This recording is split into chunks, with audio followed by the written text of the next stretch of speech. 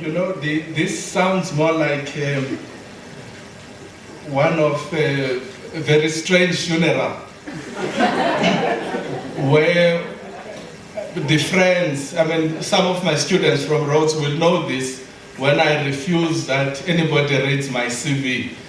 Because one day, at this funeral, the friends of this fellow were speaking glowingly of their friend, you know, says he was such a wonderful fellow, dependable fellow, trustworthy, etc., etc. And the 7-year-old boy was sitting next to the mother. And he says, "Mom, I suspect we're at a wrong funeral." Because he knew how useless his father was. And he was none of these things that people were talking about. So I'm scared that some of these things people were talking about are not written by me. And I'm concerned my son is sitting there, it's possible, wondering, what the hell are you saying? But really, Director of Ceremonies, thank you very much. Thanks, Chancellor, Justice Mpati, Dr. Mabizela, members of council that are here, friends, colleagues and comrades. It is really a great pleasure to see some of familiar faces.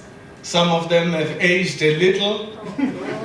Some of them have not moved at all, Sislindi.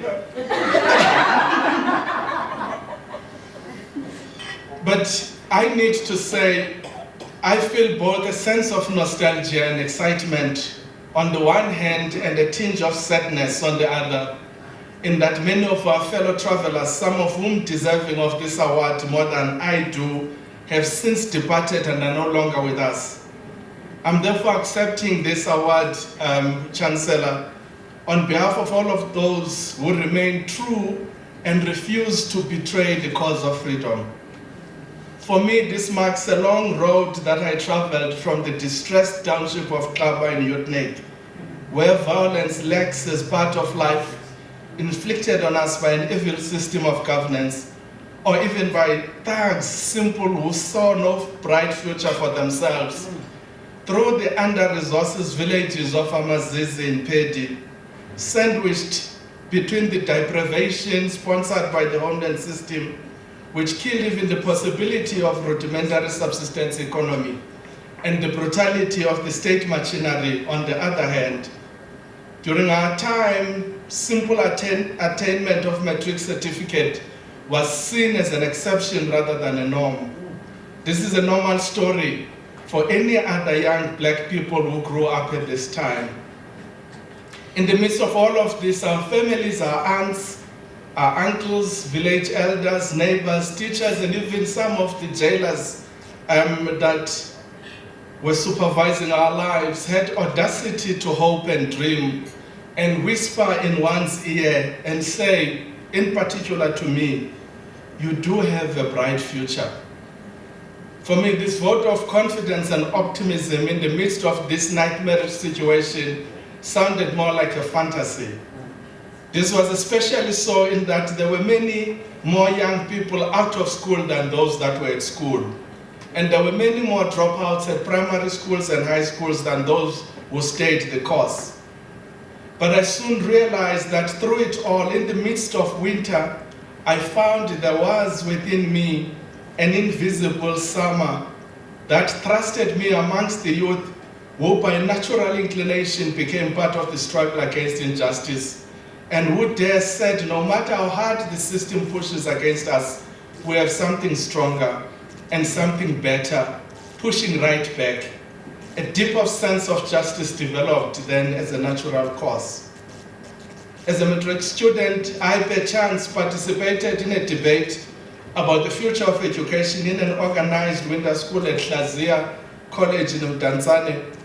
Then the fellow panelist was one Mark Rainier and Mr. Segabe, the registrars of Rhodes University and University of Fort Hare, respectively.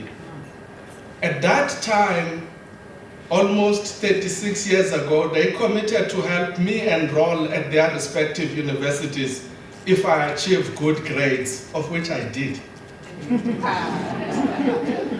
but it will take another 2 years for me to get to university.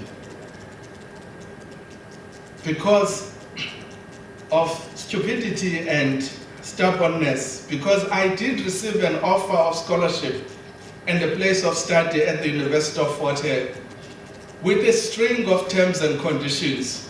One of those conditions is that I should not be involved in politics at all.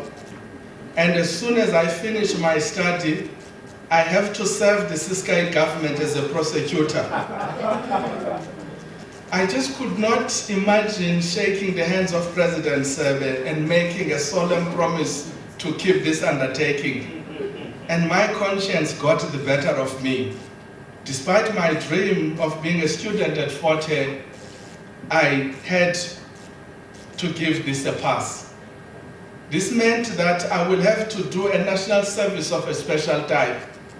And I partnered with a childhood friend, Xolani Noche, and went to a place in KwaZakhele, Port Elizabeth, whose manager was one Mr. Duma Makanda sitting here today, and developed a concept of a township library, because we had never seen a library.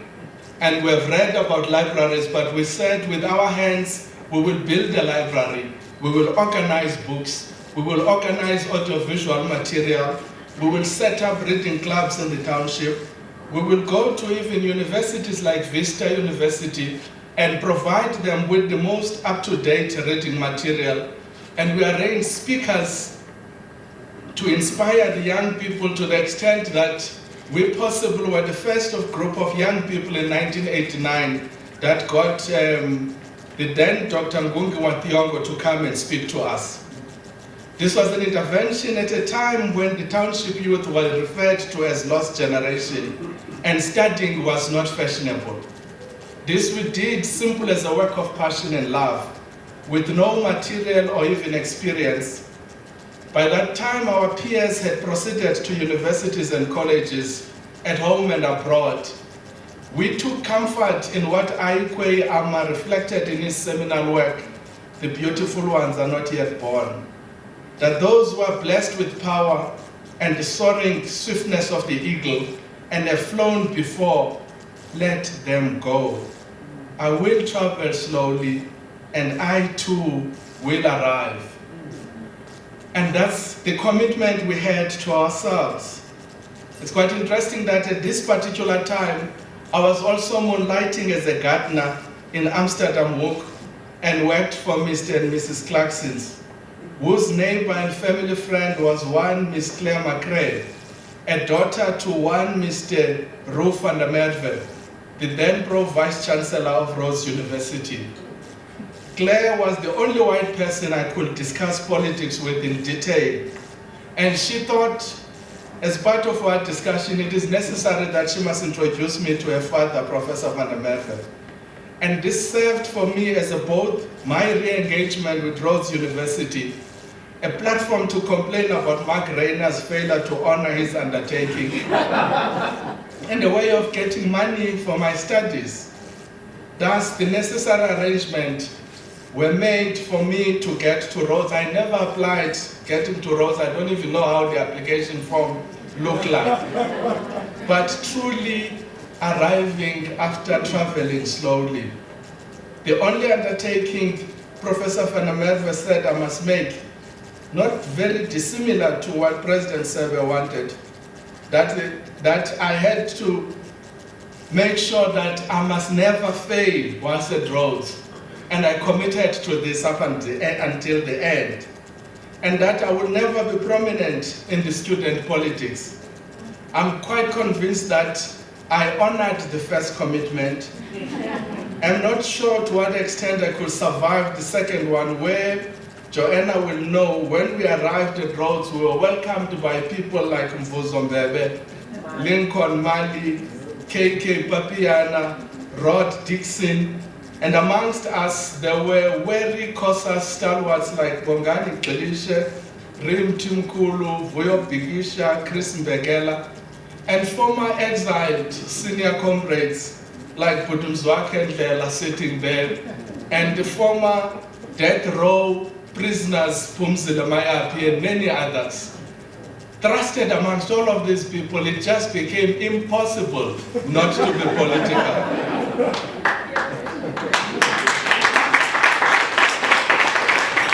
But as they say, the rest is history. Life at Rhodes was the most rewarding experience. I will forever cherish my time in Makhanda and do so with some of the most interesting anecdotes relating to coping mechanism in new environment, dealing with racism, dealing with change, and really begin to understand the impact of Bantu education in many of us. I must say I was also quite privileged that I was at Rhodes at the time the curtain of apartheid was being closed and sunshine of democracy was appearing. This gave those of my generation whose responsibility was to put the final nail into the coffin of apartheid even more privilege of being part of a generation that had to imagine a country of their dreams and in fact participate in its creation. To what extent have we succeeded? History will tell. But as for me, the idea of enjoying fruits of democracy is misleading. A huge task of nation building and rebirth of Africa awaits. A number of activities at Rhodes, be it political, sporting, civic, etc., helped to shape my life and really prepared me for the unpredictable and otherwise cruel world out there.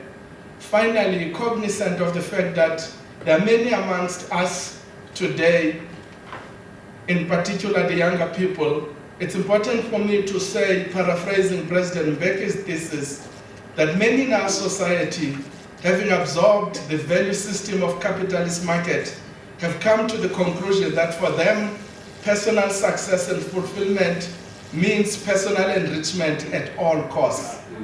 And the most theatrical and striking public display at the world. What that means is that many in our society have come to accept that what is socially correct is not the proverbial expression, manners maketh the man. But the notion that one of us is as excellent a human being as our demonstrated world suggests. Those of us that have given ourselves completely to the demons that mislead us, telling us every day and every night, get rich, get rich. I dare say we are better than that, and that we can do more in the service of humanity. In conclusion, this award is particularly important as a testimony to my family that perhaps the many hours I do not spend at home are worthwhile.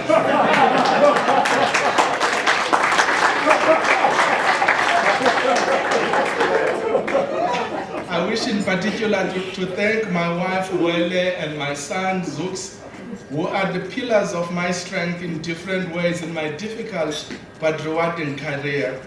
And thank the staff of both Boqwana Bands and Alumni Foundation for their unwavering loyalty and support to me. Talking of loyalty, Chancellor, I've had one secretary for the past 26 years, Anissa Abrahams, that is sitting there.